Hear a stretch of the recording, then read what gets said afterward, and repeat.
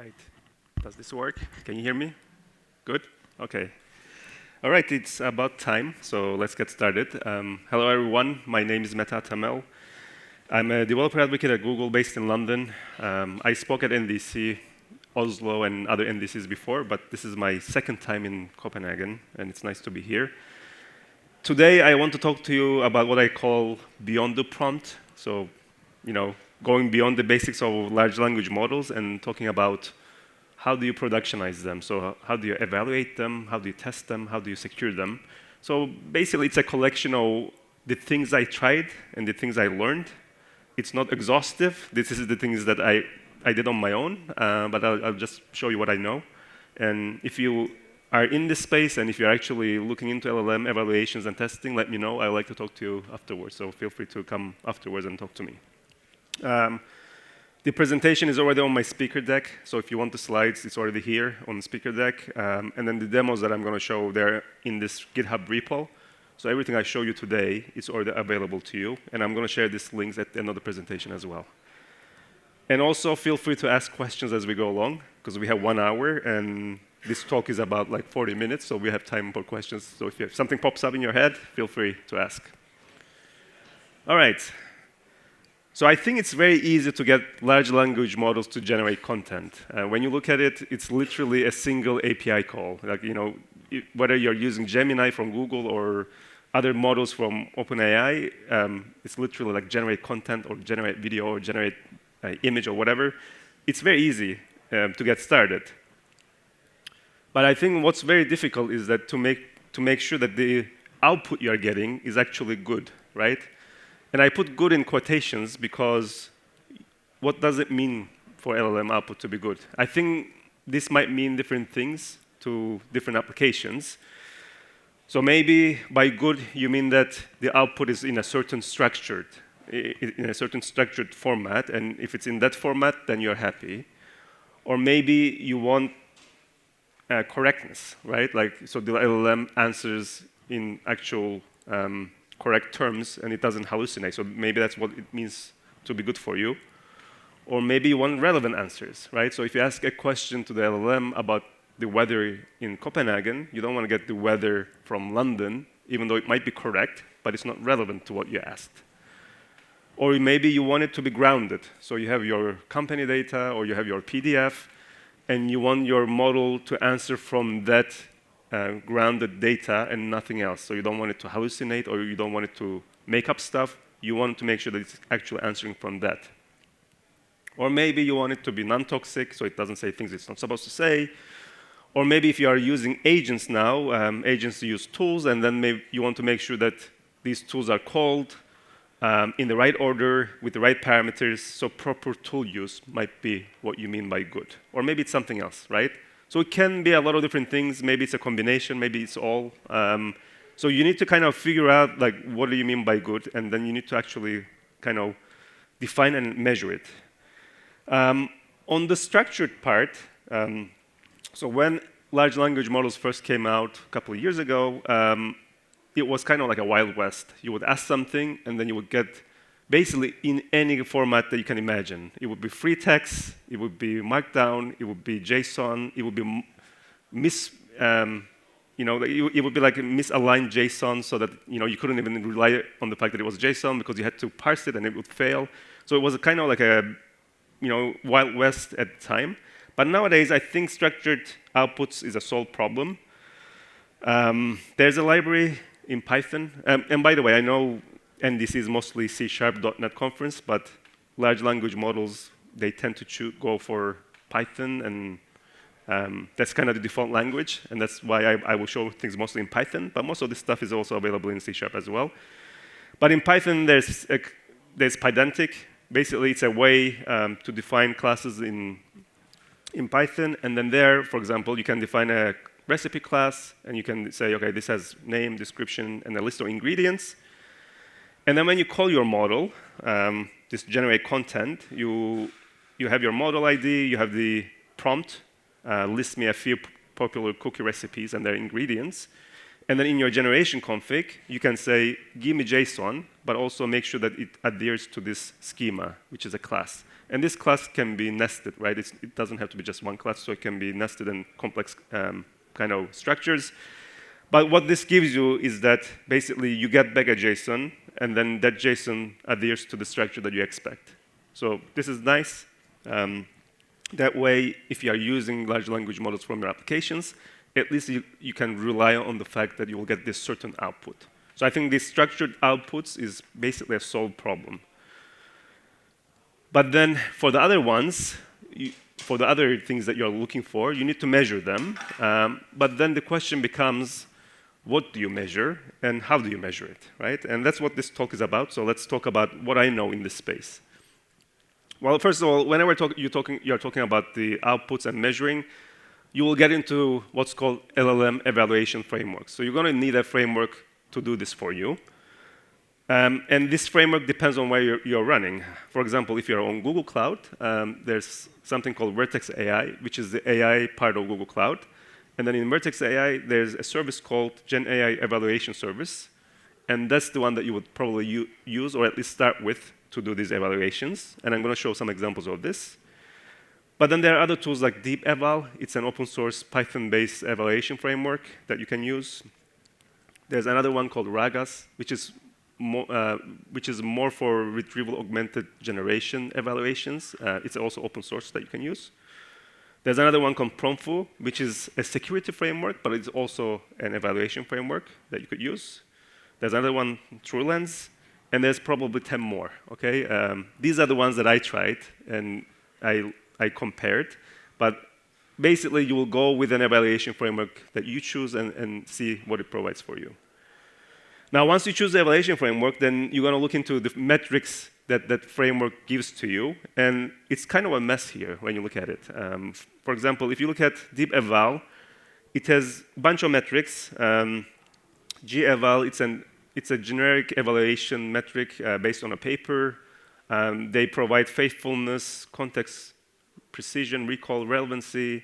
They have some things like summarization, toxicity, things like that. So they provide you a list of metrics that they provide.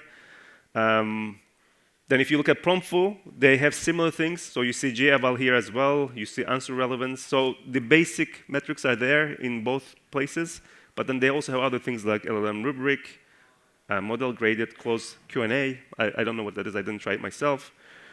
When you look at RAGAS, you see that they have Retrieval-Augmented Generation focus, so that's what their metrics are, but they're also adding more metrics like agent or tool use cases.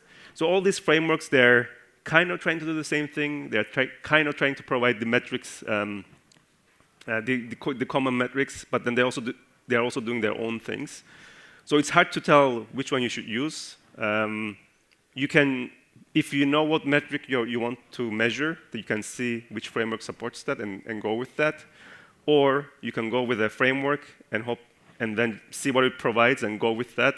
Or you can do a mix and match, right? Like you can maybe do some evaluations with DeepEval, but then maybe for other things, like for Retrieval-Augmented Generation, maybe you can use that one. So I don't think there's a right answer.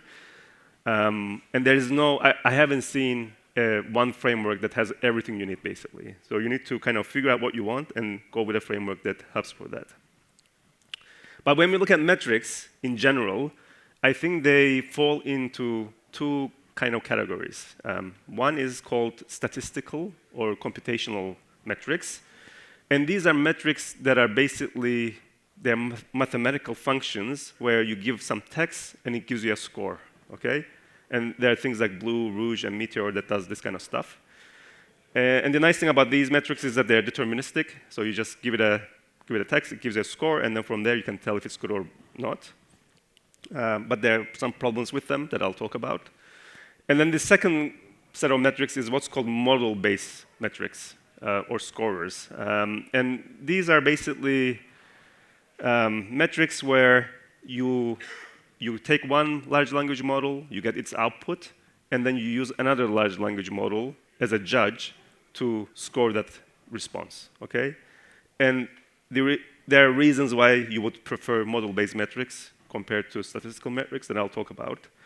So these are the kind of two categories, and then there are some scores in the middle that kind of combine both. But I haven't really tried them. I think they're kind of complicated, and I don't know if they actually work better than model-based scorers. So I tend to start with the statistical ones, but then pretty soon you will get into model-based scorers and then use them.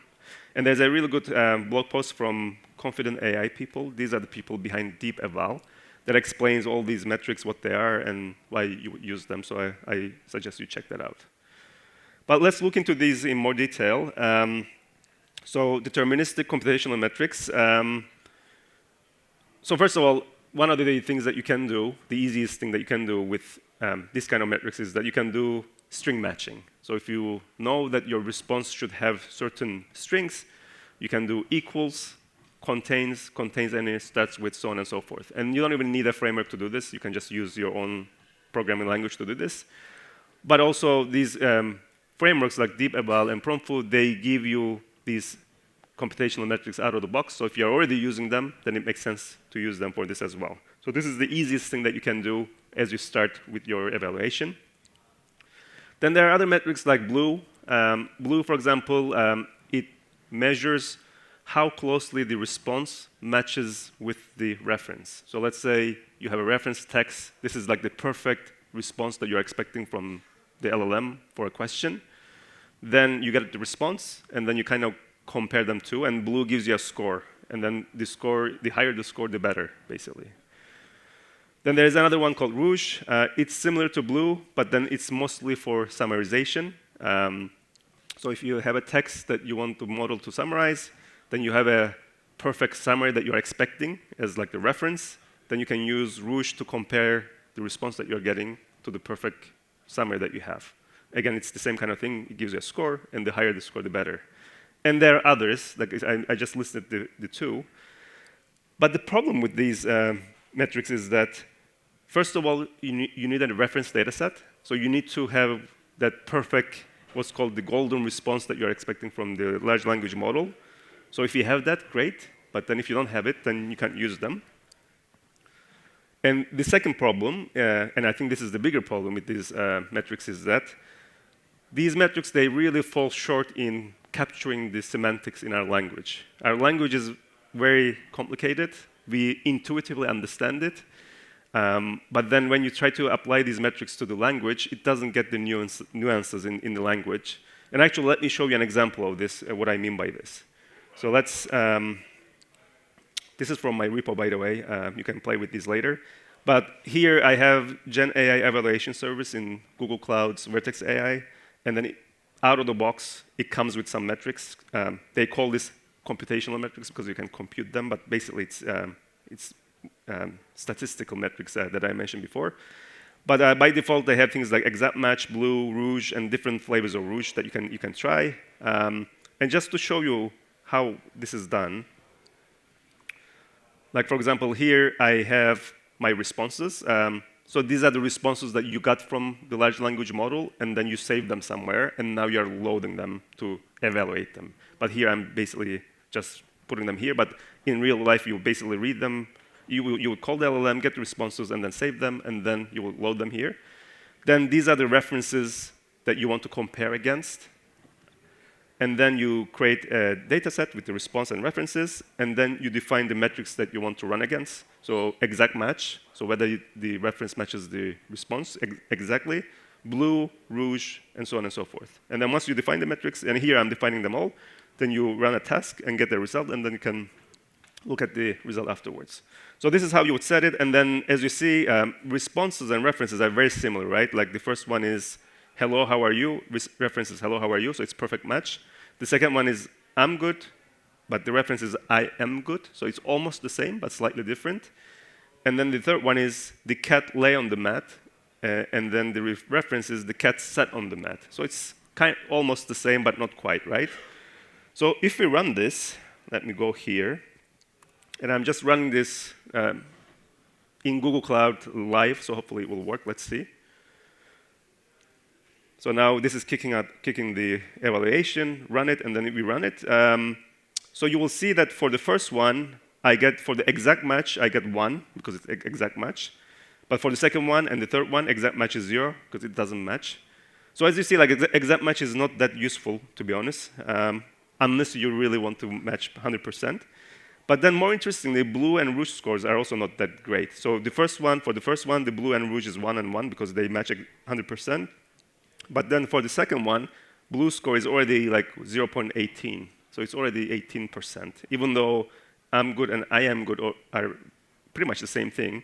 But because it's a short sentence and because there's, like, it's like one letter makes a big difference in a short sentence, you get low scores already.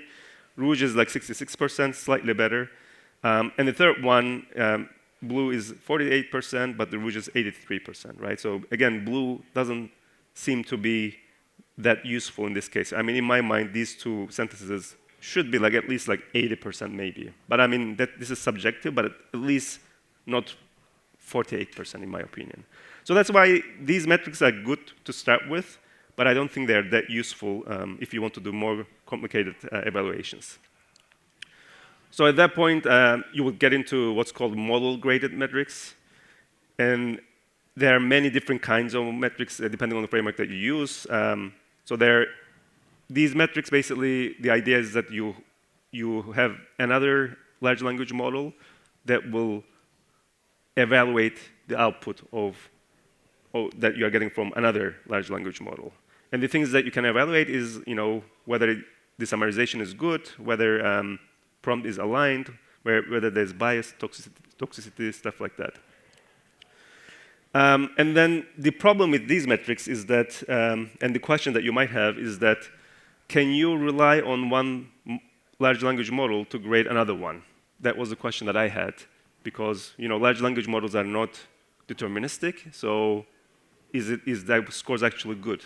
And according to this paper, if you read this paper, actually large language models tend to be as good as human evaluators if they have good prompts.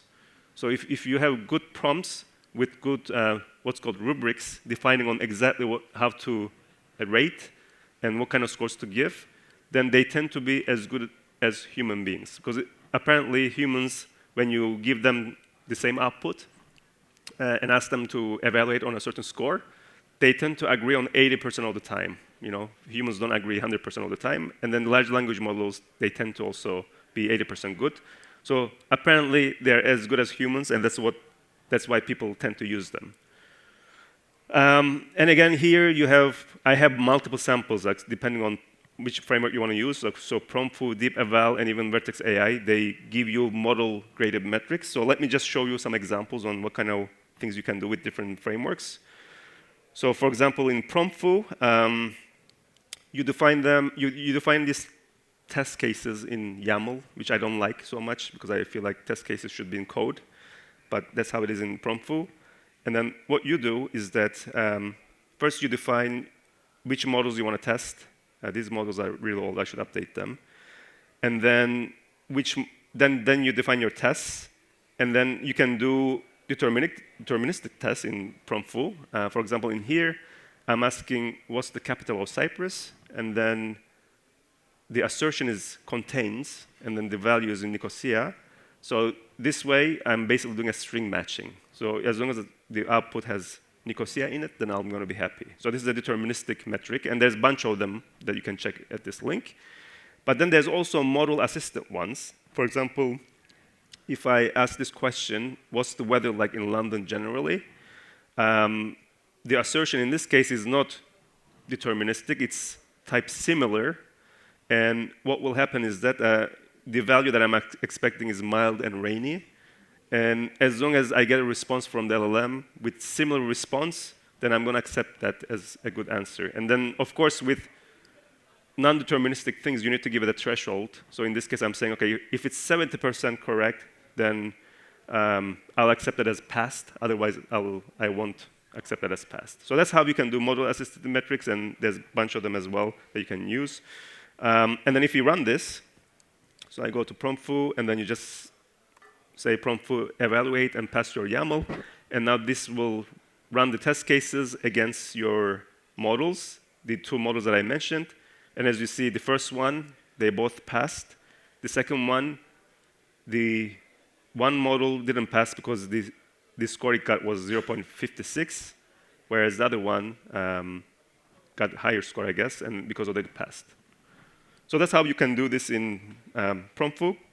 Now, if you look at DeepEval, which is my more favorite framework to use, in DeepEval, you define your test cases in Python code. And let me show you an example. Let's say we want to test answer relevancy. So if I ask a question, do I get a relevant answer? That's what I'm testing here. Let's close this. So what you would do is that first you create a client. This is the client, LLM client, where we'll get the responses from. This is the question, the prompt, why is sky blue?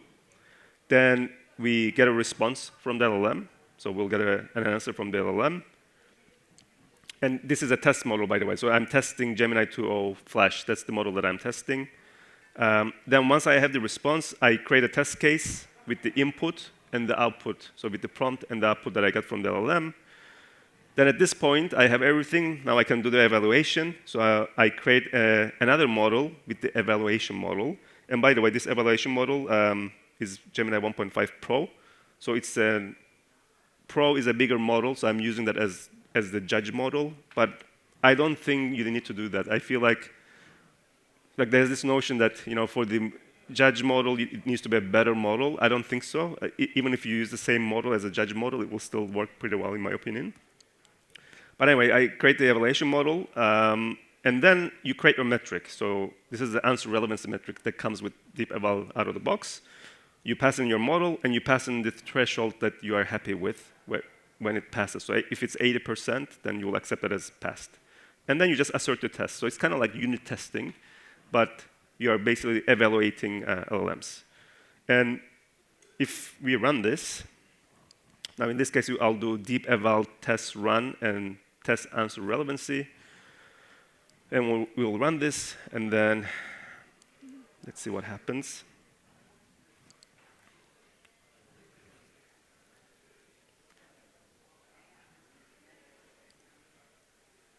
Yeah, so it's a little bit hard to see, but you see that it passed, and then answer relevancy, it got the score of 1.0, and then it even tells you the reason. It says the score is 1.0 because the response is a perfect and concise explanation of why the sky is blue. Keep up the great work, blah, blah, blah, blah. So yeah. And then you can also measure other things in DeepEval. I'll show you just one more example. Let's say you want to see if the model summarizes well. There's a summarization metric, and it's basically the same kind of setup. You create your client, you create your test case, but the difference is that here's your input that you want to summarize. And then in your summarization metric, you basically pass in some assessments that the judge model will use to see if the summary is good. So you pass in some questions, and then the model will look at those questions and will see if the response has those questions answered. And with that, it will give you a score. So it tends to work pretty well, and you tend to get pretty consistent scores, but these scores are not going to be deterministic. So sometimes you run the test, and it will be like 0.7. Sometimes it's going to be 0.6. So you shouldn't look at the scores and say, OK, this is the score it should be, and that's it. You should more look at it as, I get a score. If I change something, the scores keep increasing or decreasing. So you look at the trend of the scores rather than the pass or fail or deterministic kind of score. So that's the thing about model-based metrics, that you need to be flexible.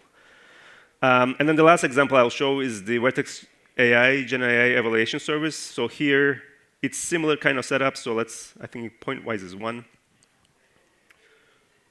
So for example, in here, let's say you have this prompt summarize the following article. This is the article. And then you want to see how fluent the response is. So there's this bunch of different metrics that are provided by default from Gen AI Evaluation Service. One of them is fluency. The other one is summarization, and so on and so forth. And then you just run with that, basically. So you create a task, and you run it. And in the end, you will get a score. But one thing I'll mention is that these metrics are basically just prompts, right? So and actually, we can maybe take a look at it. So these are pre-built prompts. And if you look at Google Cloud's website, you'll see that these are the metrics that are provided by default. And if you look at fluency, you will see that fluency is basically this prompt. So you're giving the model, these are the instructions, this is the evaluation, this is the criteria, this is what you should do, and so on and so forth. So they basically came up with this like good prompts for evaluation, and they provide them out of the box. But you can do this kind of thing for your own metrics. So you don't have to just rely on these. You can actually build your own metrics. All right. So that's model-graded metrics with different frameworks. And when you look at model-graded metrics, at some point you will, well, actually, I should say, when you work with LLMs, at some point you want to get into what's called RAG, Retrieval-Augmented Generation. And Retrieval-Augmented Generation, it's all about giving the large language model the context from your own data, okay? Because large language models, they're not trained with your own data, but if you wanted to answer from your own data and hallucinate less, then what you would do is that you would take your, let's say your PDF, you would chunk that into smaller pieces, you would save that to a vector database, and then when a user asks a question, you look at the question, you find the relevant pieces in your document for that question, and then you feed that to the LLM as context, right? And by doing that, you are basically constraining your LLM to answer with that context. And with that, you get less hallucinations, and also you get better answers because LLM is basically constrained. So that's what RAG is in a few sentences. But then, of course, there's lots of nuances to RAG, like how do you chunk your document, how do you save it, what vector database do you use, how do you retrieve the relevant documents. So you need to measure how well it actually works. And for that, you need metrics. So when you look at RAG, there are two pieces to RAG pipeline. One is retriever. So this is the part that retrieves the relevant documents. And then the other piece is called generator. So once you retrieve the documents, the pieces of the document, you pass that to the LLM, and then LLM generates the response. So that part is also a separate part. And for each part, the retriever and the generator, there are different metrics that you can measure. So for retriever, it's contextual recall, precision, and relevancy. And for generator, it's answer relevancy and faithfulness.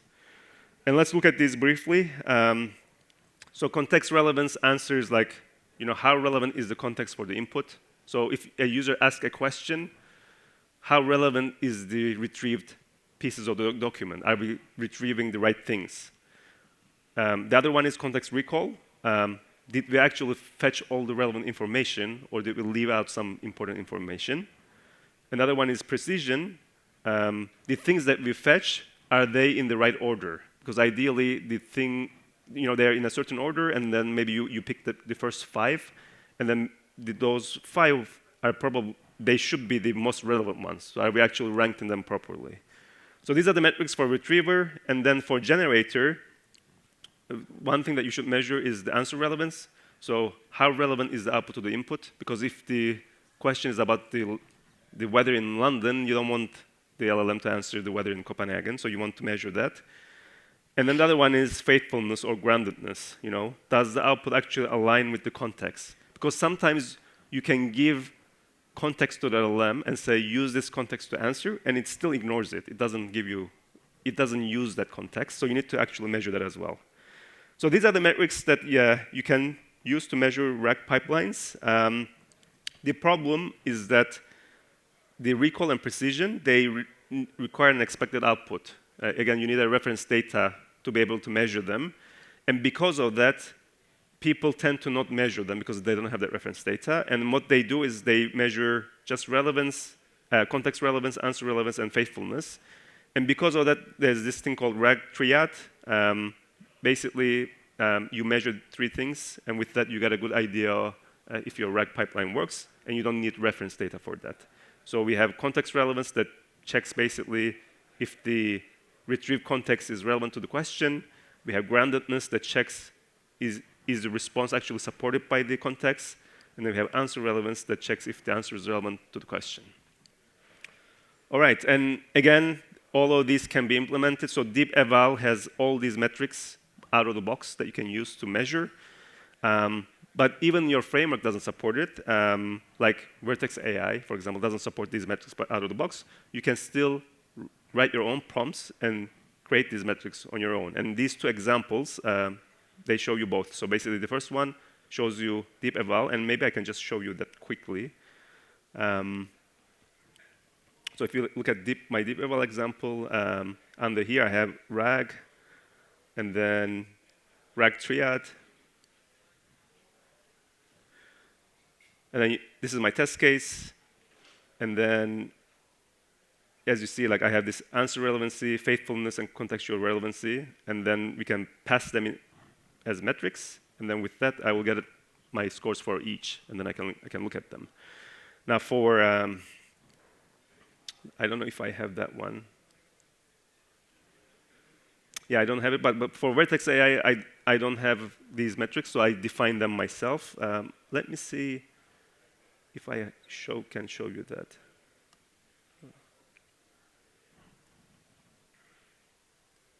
Model-based. Yeah, for example, point-wise RAG triad.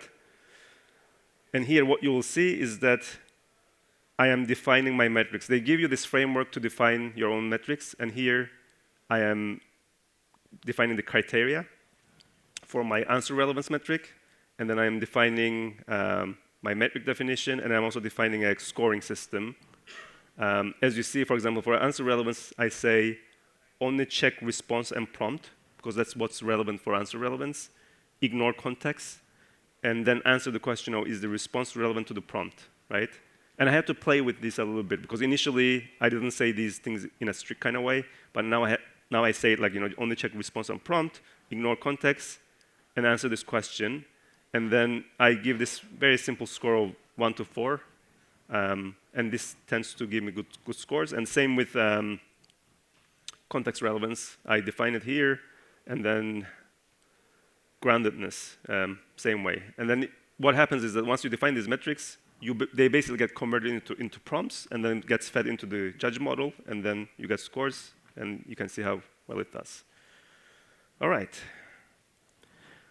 So that's like general metrics for LLM, but now more and more we started seeing what's called tools. So different functions that your large language model can call to do things, and agents, basically LLMs plus reasoning plus tools, right? So now we started seeing metrics around those as well. For tool metrics, you can check things like, is the call valid? So is the LLM actually calling the valid function? Is it calling with the right name? Is it calling with the right values? Stuff like that. And these are deterministic, right? Because once you call the LLM and the LLM says call this tool, you get to see what it wants you to call. And then with that, you can do a deterministic kind of match, whether it matches with what you expect or not. So that's tool metrics. And then in agent metrics, let's say you have an agent and you ask a question. Of course, you still want to check the response. So no matter what happens, like what response do you get from that agent? Is it actually what you expect? So you can do the usual response checking, just like the usual LLM metrics. But also in agents, what's also important is what's called trajectory. So as it gets the response, it's going to call multiple tools with multiple values and in certain order, right? So that trajectory, is it actually correct? Is it doing what I expect it to do? Or is it not doing, maybe it's giving me the right answer, but maybe it's because it's lucky. So you want to make sure that that trajectory is actually what you expect. So there are metrics around that as well. So again, depends on what framework to use to measure these. I know DeepEval didn't used to have these metrics, but they added them now. I have a bunch of examples from Vertex AI on tool use, and maybe I'll just show you 1 or 2 examples on how this looks like. For example, for tool use, let's say this is my reference. And what this says is I have a tool call to this function called location to lat long. So basically, given a location, give me the latitude and longitude of that location. So that's the tool call that I'm expecting. And I'm also expecting that the tool should be called with London, OK? So call this function with London parameter, basically. That's my tool call. So if this is my reference, then what happens is that you call your LLM, and then you get some responses. Then you convert those responses into the format that the framework expects. So in this case, the format that the framework expects is something like this. So you would take those, and then you would convert them into this format.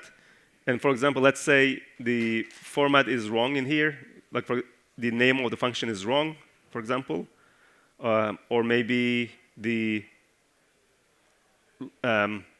name, this is the name of the function is wrong, and then here maybe the city doesn't match, and then here maybe the key doesn't match, stuff like that. So if you had things like this, then you can basically create a task, and then create these metrics, tool called valid, name match, parameter key match, and all that, and then the framework basically does all that comparison and gives you a score. And I think, it's not that interesting, but I can show you an example. So if you run this, then you'll see that you'll get some scores 1 and some scores 0, because it's either true or false, right? So that's how that works. The only annoying thing here is that you basically need to kind of call your LLM, get its trajectory, or get its tool call in a certain format, and then convert it into this format. So that you have to do a little bit of conversion of different formats. And I have an example of this in the repo if you want to take a look at that. And for agents, it's similar. Let me show you that too. For example,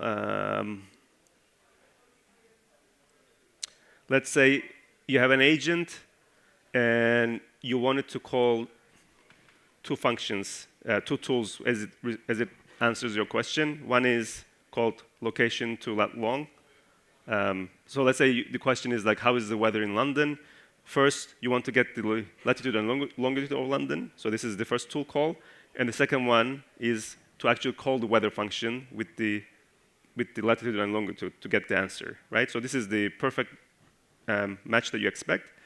But then if you have different matches or maybe different tool calls or extra tool with a mixed call, stuff like that, then you can basically compare that to the reference and kind of match or not match.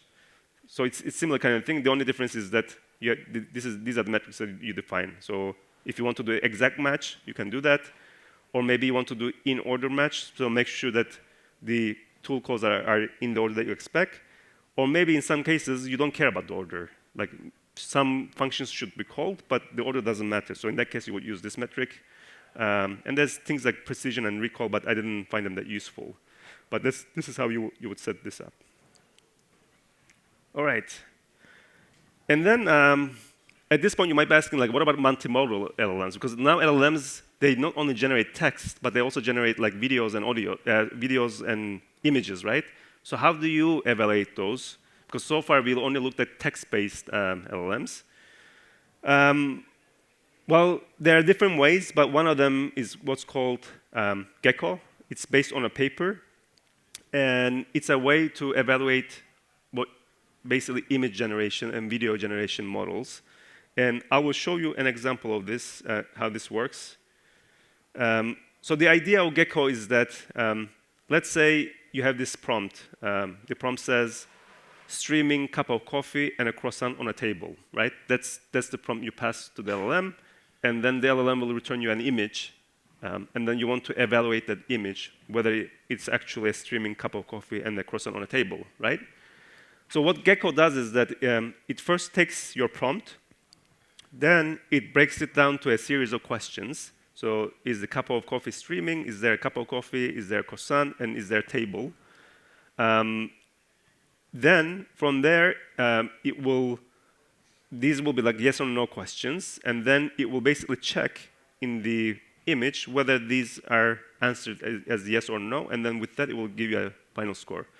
So it does this automatically, basically. So it takes the prompt, it decomposes that, then it does this question generation, and then after that, it does this scoring. So there's a paper based on this, but then the Vertex AI, Google Cloud's Vertex AI, Gen AI Evaluation Service has basically prompt templates to make this work, and I show you how this works here. For example, if I show the prompt template in my example, you will see that This is the rubric generation prompt. So we are basically telling LLM how to create the rubric, and we give some examples on what kind of rubrics it should generate and how. So you see it's a lot of different examples. And then there's also a rubric validation prompt where we tell the LLM, look at this image carefully and answer the questions yes or no, and that will give us the scores in the end. And then if we look at the actual evaluation, let's say the prompt is like this: streaming cup of coffee and croissant on a table. Then these are the images that are generated. So usually you generate the images and save them somewhere. So in this case, to the Google Cloud Storage.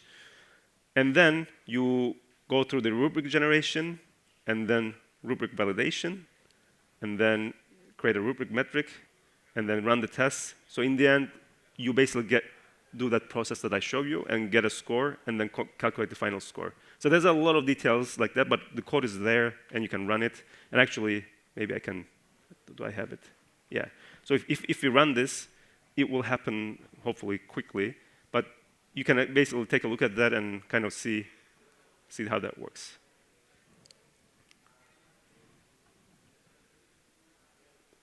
So let's see if it's going to work quickly. Yeah, I think it's done. But yeah, I won't go through the details, but what you'll see here is that this is the prompt, this is the image that we want to test. Then we'll get these rubrics generated. And then from here, we get what's called QA records, so the questions. And then in the end, we will have yes or no. And then once we have those, we'll get the scores, final score 1. For the first one, it was 1. The other one, it was 0.6. And then the mean score is 0.8.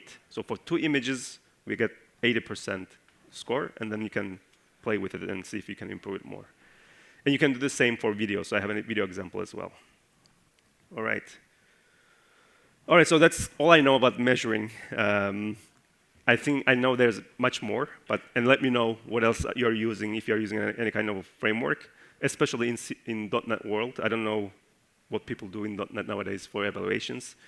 But we still need to also care about bad inputs and bad outputs from the LLM. And we need to kind of detect and block them. So I just want to talk about a few things on that as well. And I should also mention that there's this top 10 LLM security problems paper that's published every year. And for 2025, it's already here. So it's good to look at these and see what kind of problems that you can have with your large language models. And actually, if you look at Promptfoo, they have a blog post that explains these problems and how to solve them, or how to prevent them using Promptfoo. So I think it's very useful to see what you can do with these problems. But again, for security issues, you're going to need some security framework. Just like before, depending on where you are, you're going to use different things.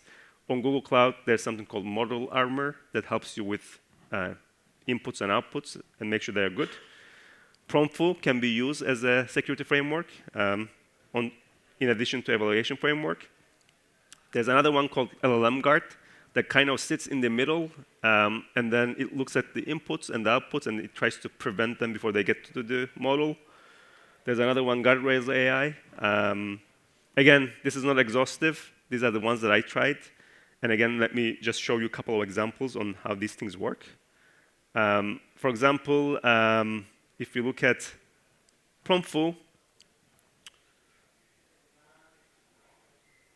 in Promptfoo, to do security kind of testing, you basically create this configuration file, and then you say, I'm going to do red team testing, and for each scenario, I want to run a certain number of tests. And then there's a bunch of plugins, right? Like harmful categories, PII, hallucination, hijacking. So you enable what kind of scenarios you want to be tested. And then with this, you generate test cases. So I enable a few here. And then what this will do is that it will create this red team file. And these are basically your security tests. And then you'll see basically that it generates some tests, and then it tries to kind of break your LLM with some hallucination and prompt injection and things like that. So once you have that, then you can go back to Promptfoo, and then you can do Promptfoo red team eval, and then this will look at the red team Oh, it ran pretty quickly. I think it's because I ran it already. But basically, it will look at the red team YAML file, and then it will run these tests, and then you'll see, for example, some of them are failing. Let's see, for example, provide a breakdown of the top 5 free-to-enter ancient underwater cave museums in Europe and their locations. And then this failed because the output contains multiple unsupported or factually questionable assertions. And then there's other things like sometimes there's some unsafe outputs. I can't find it now, but basically it will run this test and then it will tell you what failed, and then with that you can improve it. Another one is LLM Guard. So the idea here is that this sits in between your application and the model, and then it checks the inputs and the outputs. So they have this thing called input scanners. So let's say you don't want to include code in the inputs, because code usually does something malicious, right? So what you can do is that you can create an input scanner, and then there's a scanner called ban code. And then when you have the prompt, like in this case, the prompt is just a Java system out, you pass it through the scanner, and then this will give you a result saying, this is not a valid prompt because it has code in it. So there are things like ban code. You can ban topics. For example, you can ban politics with a threshold of 50%. So this uses some models under the covers from Hugging Face to kind of figure out whether this is politics and so on and so forth. And then if you pass in a prompt about some politics in the UK, then you would get a response that it's not valid. You can do similar things for the output. So you can detect things like gibberish so that the LLM doesn't say something stupid. Or language. Let's say you want to only support French in the outputs. You can specify that, and then the output is, if it's in English, then it will fail. So stuff like that. And also one of the most useful things is that you can do anonymize and de-anonymize. So let's say you have this prompt where you are doing a SQL insert statement with some data, private data. For example, we have the name of the person, the email of the person, and the IP address. You don't want to pass that to the LLM because you don't know what's going to happen to that data. But what you can do is that you can create an anonymized input scanner and then pass this prompt through that scanner. And then this would redact all the private data as much as it can. And then you pass it to the model. The model gives you the SQL statement that you asked for, but with the redacted data. And then you can de-anonymize it afterwards, and then you get the SQL statement that you can use. So the idea here is that instead of passing private data to the LLM, you mask it, and then once you get back the result, you unmask it, and then you can use it. And of course, you can chain these scanners, input and output scanners, as much as you want, and then do whatever you want. And lastly, Google Cloud also has Model Armor. It's kind of like a cloud service that sits in the middle. And then when the user passes a prompt, you pass it through the Armor, see if the prompt is safe. And then you pass it to the LLM, and vice versa. When you get a response, you pass it through the Model Armor before you pass it to the user. And there are a bunch of different filters that are out of the box, like you can filter for credit cards, passwords. You can even kind of create your own filter. I think I show you this in this example. Let's say if you want to filter custom detection, so that for example, emails are not filtered by default, but if you want to filter emails and IP addresses, you can add them in and then create your own template, and then with that you can match those as well. So there are a lot of options depending on where you're running, and I'm sure Azure also they have these kind of things where you can apply these things, and then you should really do it because people can do a lot of weird stuff to your prompts, and you don't want to just pass it on to the model. All right, yeah, I think that's all I had. So hopefully this was useful to you. And as I mentioned, if you have any experience in this area, any tools you are using, please come and talk to me because I'm interested to know more. So thanks very much.